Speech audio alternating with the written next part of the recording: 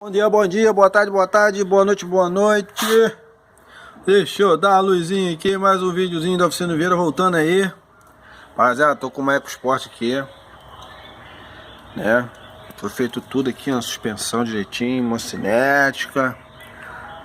Tudo trocadinho aqui, ó. Olha que coisa bonitinha. Tudo novinho. Aí existia um barulhinho enjoado na direção. Aí o cliente chegou aqui trazendo a articulação para trocar, mas a articulação não é. E o barulhinho insistindo.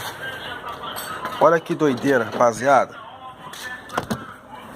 Olha só que loucura. Aqui na articulação da barra de direção, vocês conseguem ver ali. Entenderam ali uma folguinha que tem? Da estria. Aí se você balançar, ó. Escutaram? E isso andando é um inferno.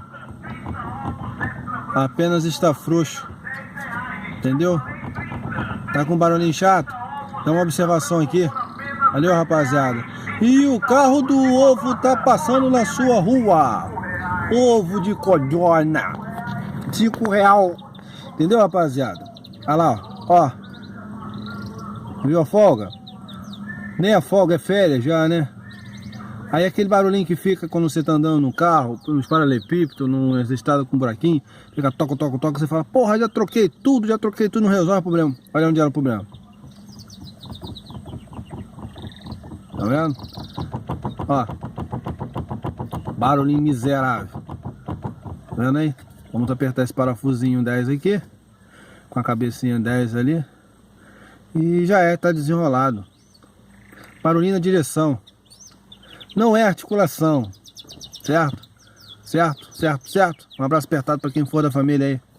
Fica pra todos os carros aí. Pede pra dar uma revisãozinha e tudo, antes de sair trocando peça. Vamos fazer igual o nosso parceiro aqui, ó. Olha lá, ó. Olha lá, ó. Comprou articulação e não era. Um abraço apertado aí. Fui.